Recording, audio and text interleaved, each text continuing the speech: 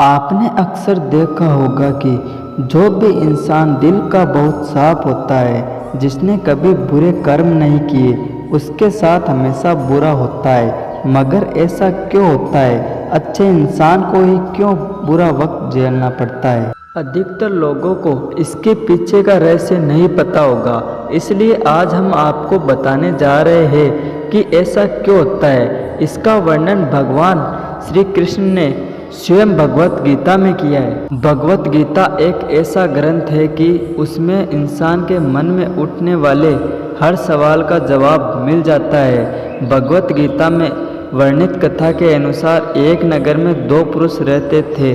पहला पुरुष व्यापारी था जो बहुत ही अच्छा इंसान था, धर्म और नीति का पालन करता था, भगवान की भक्ति करता था और मंदिर जाता था। वह सभी तरह के गलत कामों से दूर रहता था। वही दूसरा व्यक्ति जो कि दुष्ट प्रवृत्ति का था, वो हमेशा ही अनीति और अधर्म के काम करता था। वो रोज मंदिर से पैसे और चप्पल चुराता था, झूठ बोलता था और नशा करता था।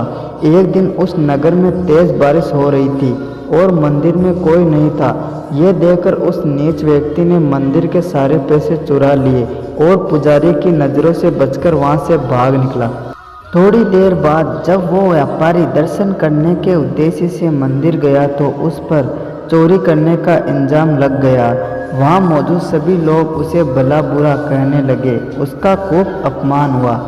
जैसे तैसे वह व्यक्ति मंदिर से बाहर निकला और बाहर आते ही एक गाड़ी ने उसे टक्कर मार दी। वो व्यापारी बुरी तरह से चोटिल हो गया। उसी वक्त उस दुष्ट को एक नोटों से भरी पोटली हाथ लगी।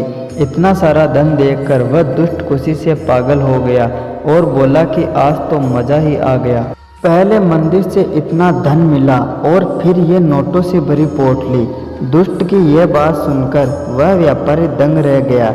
उसने घर जाते ही घर में मौजूद भगवान की सारी तस्वीरें निकाल दी और भगवान से नाराज होकर जीवन बिताने लगा। सालों बाद जब उन दोनों की मृत्यु हो गई और दोनों यमराज के सामने गए तो उस व्यापारी ने नाराज स्वर में यमराज से प्रश्न किया कि मैं तो सदैव ही अच्छे कर्म करता था, जिसके बदले मुझे अपमान और दर्द मिला, और इस अधर्म करने वाले दुष्ट को नोटों से भरी पोटली आखिर क्यों? व्यापारी के सवाल पर यमराज बोले, जिस दिन तुम्हारे साथ दुर्घटना घटी थी वो तुम्हारी जिंदगी का आखिरी दिन था, लेकिन तुम्हारे अच्छे कर्मों की वजह से तुम्हारी मृत्यु एक छोटी सी चोट में बदल गई। वहीं इस दुष्ट को जीवन में राजयोग मिलने की संभावनाएं थी, लेकिन इसके बुरे कर्मों के चलते वो राजयोग एक छोटे से धन की पोटली में बदल गया।